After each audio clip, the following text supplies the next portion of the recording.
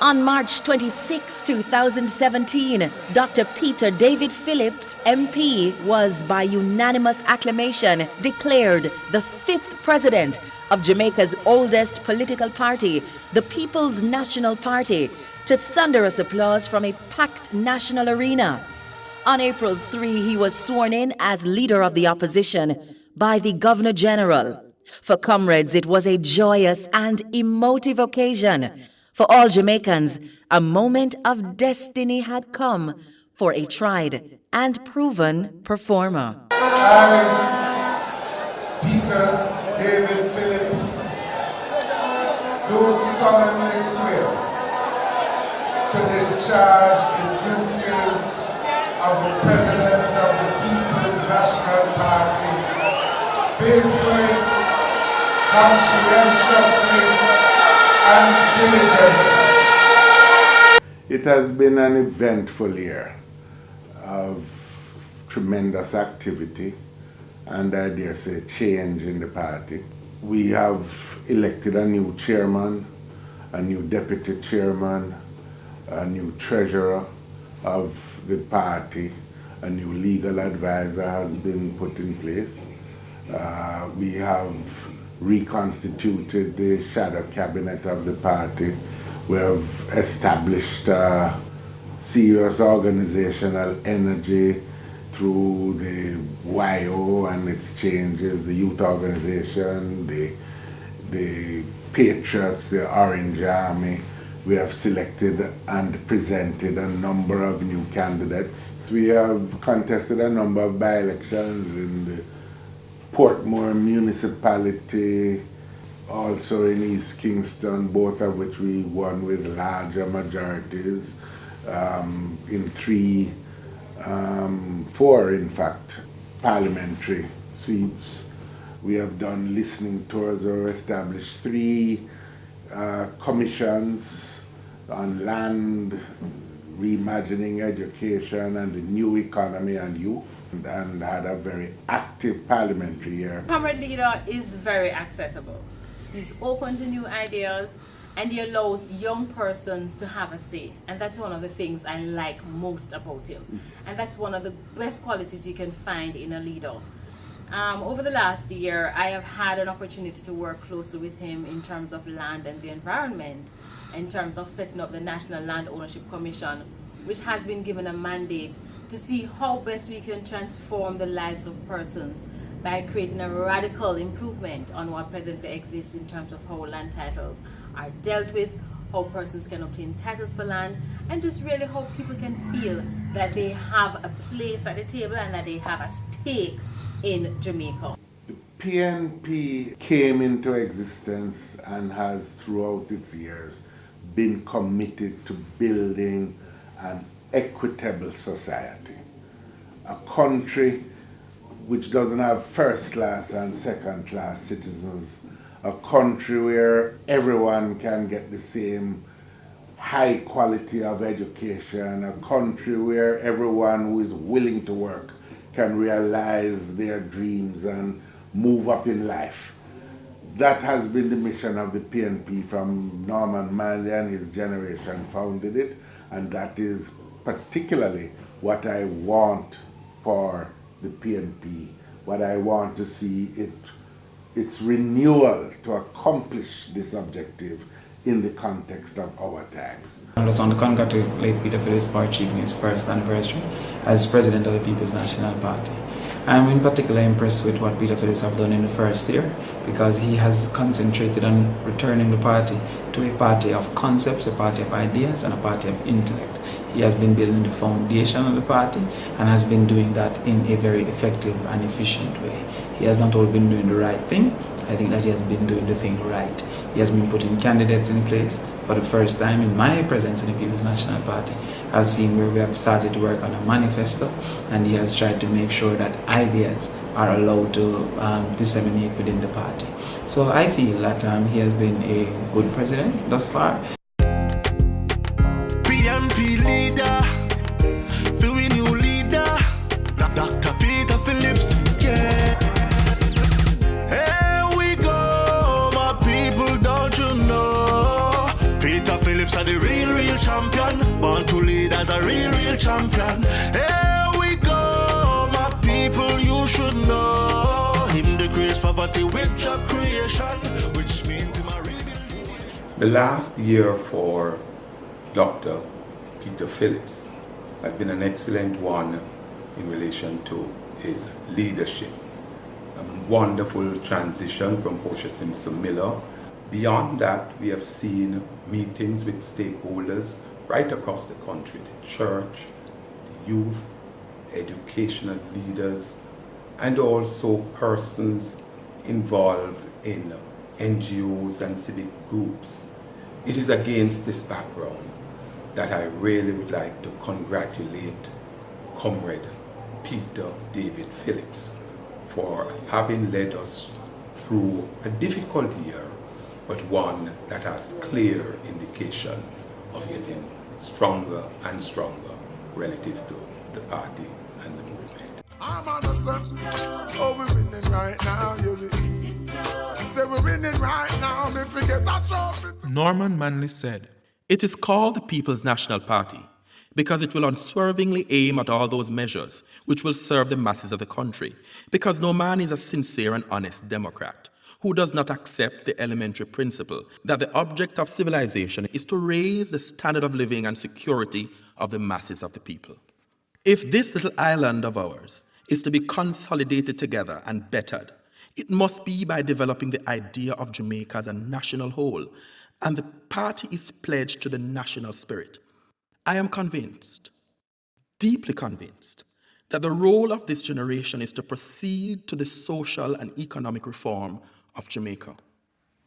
What I want to see for the PNP is that we take on these challenges, we confront them head on, and that we move to renew people's faith, renew their hope that the political process will be able to answer their expectations for an opportunity to move up in life, for an opportunity for their children to move up, for us to create an economy that just doesn't depend on basic low-wage employment for the majority, but where we can challenge our students in schools to become the scientists of the future, the scientific entrepreneurs, the innovators, whether it's in ICT or other areas of the knowledge economy, whether it is in agro-industry,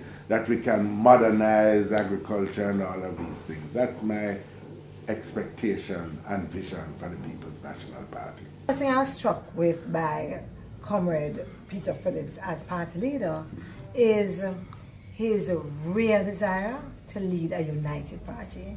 And I believe that above all else, he has really tried to make sure that the ship of the party has sailed, whether it is stormy waters or not, that the ship is safe and that we are heading to port and that everybody on board is safe. He really believes in this idea of a Big Tent party where we are all welcome, we are all members in our own right. Since last year, you've been talking about creating that Jamaica that works for all. Is it just a slogan or does it have deeper meaning? Well, it reflects a vision, it reflects a hope, but we have to fill that phrase with deeper meaning by setting out the policies and the programs in greater detail that will carry us there. What we sought to do in the just concluded budget debate is to put those issues on the table in some more detail. The fact that we are going to create new legislation and new institutions that will deal with the problem of land and land titling, for example. Comrade Peter Phillips was elected party leader just about a year ago. He had served at many different levels in the party as a general secretary, as a vice president, has served at many different levels within government in 5 critical ministries. What he has brought to the table is a wealth of experience and a track record of implementing and dealing with difficult issues and solving them.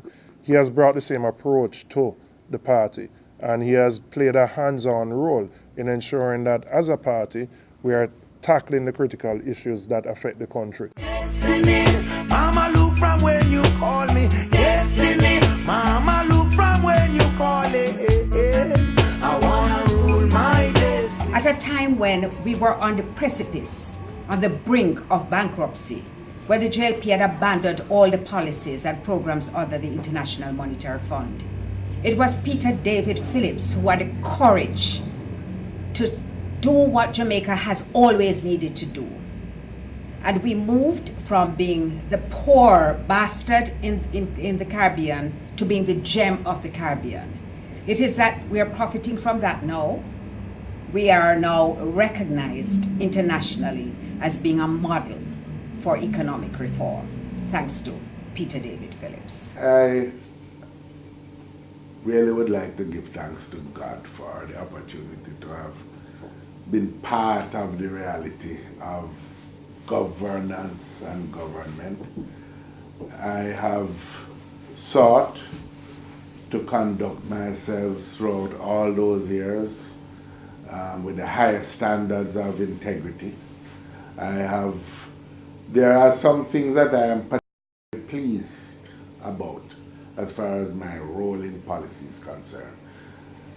The Drugs for the Elderly program is something that for me probably is one of the areas of greatest personal satisfaction, because it was a direct way of bringing a benefit to elderly Jamaicans who had served their lives and to improve their quality of life through healthcare in a practical way.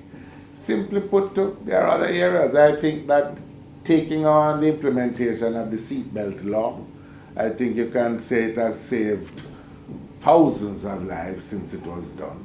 And it might seem like a simple thing, but I remember people said it couldn't be done. I remember the controversy surrounding us when we did it. And you know, these are practical, small things that helped improve the quality of life. I think reducing the flow of illegal drugs, narcotics, Colombia, through the thing. My experience at the very outset as being the person with responsibility for coordinating the implementation of the Greater Portmore Housing Program. 20,000 houses, which gave 20,000 families an opportunity for better housing. The economy in the period after 2012, when Jamaica was at the edge of financial and economic collapse. And I dare say it was the most trying period, but we succeeded in putting Jamaica's economy on track. And as I said, I really just have to thank God for having had the opportunity to serve the people of Jamaica, and for the time in front of me. There is this mission to create this better Jamaica, which was what I've been searching for from the beginning, from when I was a youth at University of the West Indies and decided to get involved with Rasta and 12th Tribe, and everything has been one mission: make a better Jamaica for all the people. It is an absolute honor to be part of the one-year celebrations since Dr. Peter Phillips became our comrade leader. He comes to the table with a breadth of experience that the young and old can appreciate across several sectors of public service, including transportation, healthcare, national security, and of course the economy. We're talking about a man of the year whose work speaks for itself. I am testament to the impact that his hand in the transportation sector had on children being able to experience safe passage in public transportation. In my own experience, I can speak to the value of his stalwart leadership and look forward to the YO playing a critical role in bringing to life his vision of a Jamaica that works for all. When you were at university, you were growing up, when you were a part of the 12 tribes, did you ever see the contribution of making a better Jamaica to be in the political sphere? When I first went to university and started to move with Walter Rodney and and a lot of other young radical youths in the 60s, late 60s, was part of the Abeng movement and the New World movement. We thought that in these immediate years after independence that the political parties were not living up, and the PNP was not living up to our expectations of change, and so I was very critical. We were very critical in those years as part of as I said, of this radical wave that was going through our campus and our society at that time. And then came Michael Manley. And Michael Manley and his vision convinced us that the PNP was the vehicle, and that there was a process underway, a process of renewal in that time that was underway that would enable the party to fulfill our vision and the hopes that we had for the country. We support the leader of the PNP because his vision for the country comports with the vision we have for the country, and that is a Jamaica that works. A Jamaica that works for teachers, that works for farmers, that works for black, white, that works for the masses and not just for a few Jamaicans. And we think he's most capable of achieving this vision because of the work that we have seen him do as Minister of Transport, for example, when many of my colleagues were unable to get a bus to go home after school and were left up to the forces, the elements, when buses would literally close their doors on them. And he came in and implemented the Jamaica Urban Transit System. They can't keep a good man down, always keep a smile when they want me to frown. My 47 years on this land, this is a man who I call Daddy, Pepito, Pedro, one that, especially in my older years, I can call and sit down, have a cup of coffee, talk about life lessons. My siblings know him well too, that he's the type of person that we all call him. But there's a side of Daddy that most people may not see. One where you have your laughing, bursting out in stitches. One where we'll sit down and have a drink and just talk about family, life, and just the world itself. Daddy, that is the man, and the Phillips family is forever grateful for him being the patriarch of our family. We have a small family, somewhat small family, and everybody looks up to PDP to guide and steer this family as he has been doing the People's National Party and Jamaica for a number of years. I see myself as part of the human family. I have a basic view of life that with the inspiration of God Almighty, whom I take seriously in life, not to talk about, but to try to live in accordance with divine precepts as best as I can. But I believe that the human being has one basic mission in life: to see how best we can improve the world. I've known Peter for a very, very long time. Peter, grandparents had a farm in Manchester and Belfield, so he originates from Belfield. And I had the pleasure of working with him as the Minister of State in Transport and Works, where we did a number of things. Right? I just want to congratulate him again. I'm a comrade leader. I'm looking forward to the day when you become Prime Minister of Jamaica. I value family, I value honesty, friendship, integrity, and really just try to experience the great beauty and possibility that life offers to improve the lot of my fellow man and woman, and to treat every human being with respect and to achieve a better world while we are here, and to pass it on to the generations coming. Day starts usually for me with a period of quiet meditation and reflection. And then I try to get out and do that, take care of the body and the spirit, and then the spirit and the mind. And then I try to go deal with the body, whether I'm going to the gym or going out and walking a little bit. And then you start, and you usually kind of start working the phones, doing the first part of what you need to do. In whatever is the issue of the day, and talking to who you need to talk to do that. And then on to the tasks of the day at the office, whether OLO or at PNP headquarters, doing the things that needs to be done. I try also in the course of the day to tune into what is going on in the world, the wider world, by reading newspapers locally and overseas. And then I try to also, if it's even a half hour to read, spend some time with family and friends.